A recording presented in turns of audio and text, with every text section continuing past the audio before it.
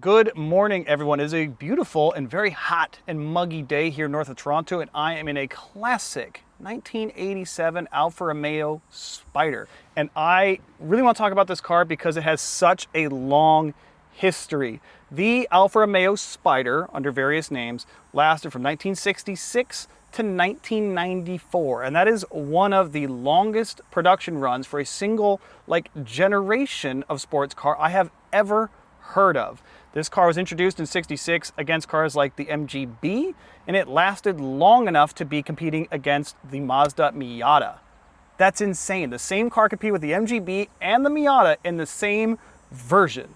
So yes, they have different series and stuff, we'll get into that, but essentially the same car, same motor, same transmission, same dashboard, same car. But we will hit the road. And because it's fuel injected, not carbureted, we just turn the key and we wait a bit.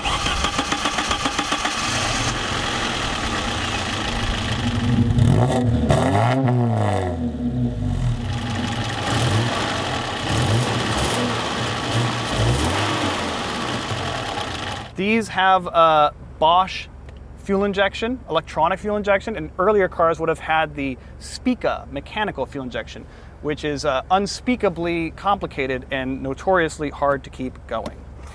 Put our shifter into first. It's got this funky dashboard shifter. First is way up here, but look at this. Second gear is like horizontal straight out, but that's how it is.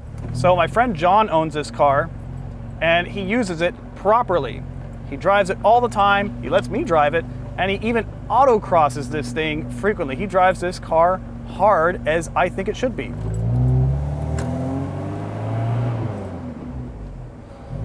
You gotta wait on the shifts a bit.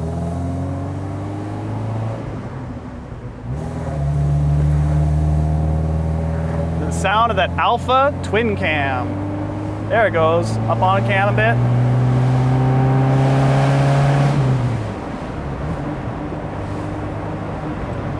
That is, in my opinion, listen to that, one of the greatest automotive sounds, an Alfa Romeo Twin Cam. And just like the car it's in, the Twin Cam also has lived a very long life. This engine design came out in 1954 and ran all the way till 1994 with pretty much the end of this car, of this run. That is pretty amazing. How's the heel toe factor? It's all right. In the second. On the beans. Listen to that sound.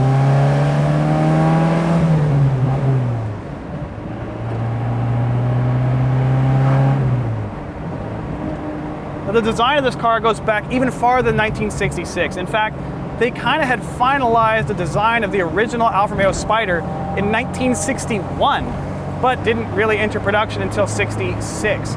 And traits of that design, like these scallops along the side, well, they showed up on a Alfa Romeo concept car in 1956. Now, the very first ones from '66 to '69 are called the boat tail. They have this rounded, kind of droopy back end on them. They're very collectible. A lot of people really like the look. I don't personally.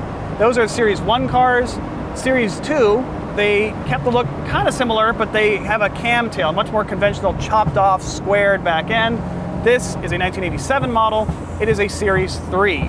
And this is the one that kind of took the Alfa Romeo Spider through the 80s. It's also famously the same generation of the one that Richard Hammond drove in the Top Gear Alfa Romeo Challenge. So basically during its life, that noise is amazing. During its life, this was an upscale sports car, notably more than an MGB or something, but not in the same league as a Ferrari or even a Porsche.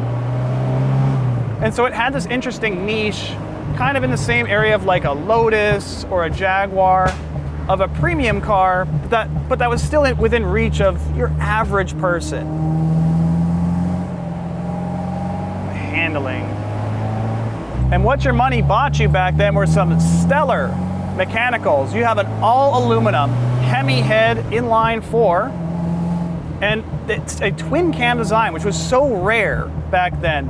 And the reason it has two camshafts is so that they can splay the valves. The valves are pointed at about 80 degrees from each other, which allows for better breathing, better combustion, which means more horsepower. And in the early days, a twin cam motor was pretty advanced. Not a lot of cars had it, especially in the 50s. And it's the exact same engine design under the hood of this car.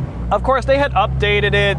This one has electronic fuel injection. It's a 2-liter, but it's the same design by Mr. Giuseppe Busso of Busso V6 fame.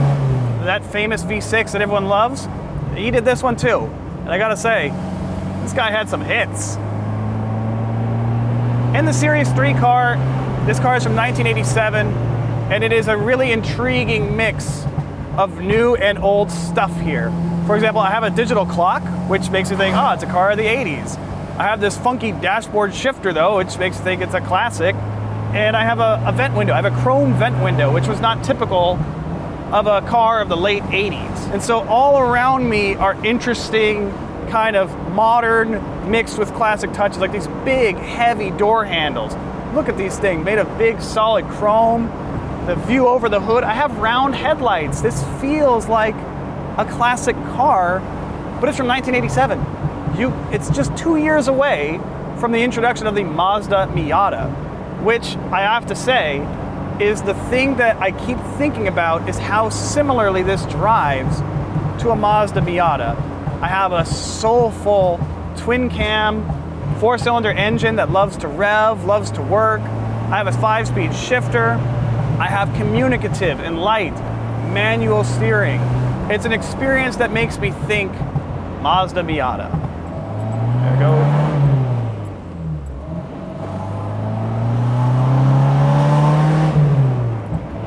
One of the best sounds. The owner, John, I would say he has optimized this exhaust. It has a European spec exhaust manifold that kind of looks like a header, but it's cast iron. And he's also made the wise decision of chopping out the 1987 catalytic converter that really wasn't doing anything. And he's replaced the muffler from the factory with a section of pipe, which means it sounds fabulous.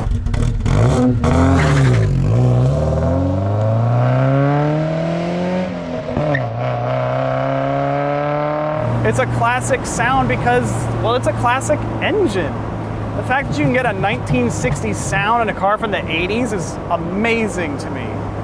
But back to what I was saying about the Mazda Miata, which, by the way, these seats, which are borrowed from a Veloce model, they do kind of remind me of Mazda Miata seats. And the seating position is not very Miata, it's very Italian. The wheel's very far away, the pedals are very close. The shifter ergonomically is quite strange.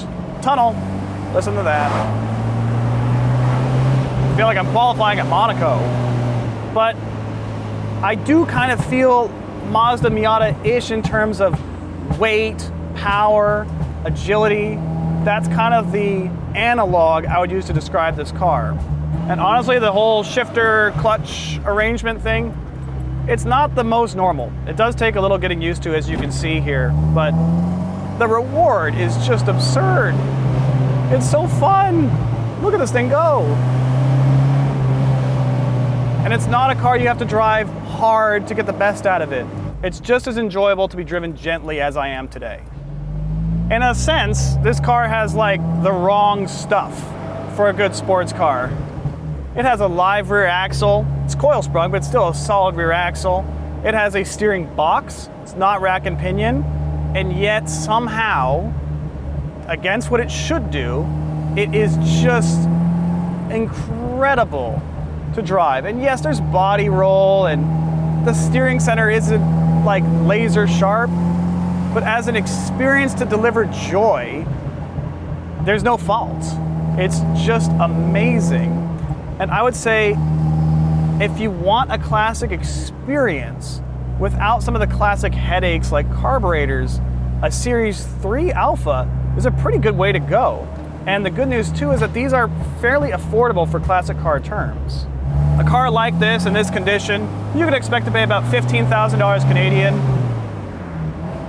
And this economy, that's a pretty good deal. I think if I was gonna buy one myself, I'd probably go for the Series 2. I like them a little more classic, but I feel like the driving experience would be about the same. These kind of throughout their whole life made about the same horsepower. Alfa would like kind of make the engine larger and advance it just as much as they needed to kind of keep the performance envelope about the same. So it's not like a Corvette where, like, you know, the late 70s ones are super slow and the early 70s ones are very fast. But I just can't get enough of that sound of this twin cam. Listen to it.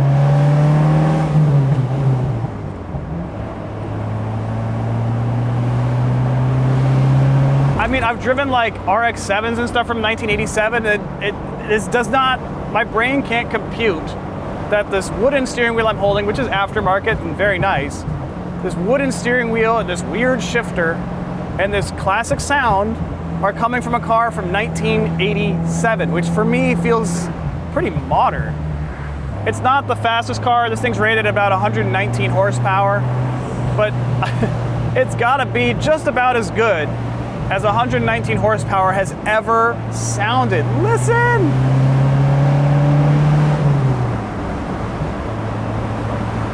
You would be going faster in a lot of cars. I don't think you'd be having more fun than you would in this one.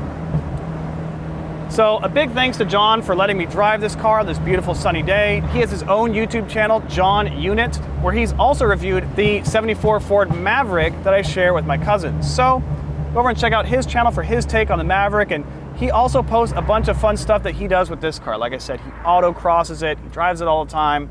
Go check him out. Now, I love driving classic cars like this, and I hope you enjoy watching videos about them. If you like the video and subscribe to the channel, it does help me make more videos like this, and we can keep doing more classic cars, which, I mean, that's the most fun thing possible. And if you have a car that you'd like to see featured on the channel, reach out to me at classiccarsandclayton@gmail.com. It's a beautiful day.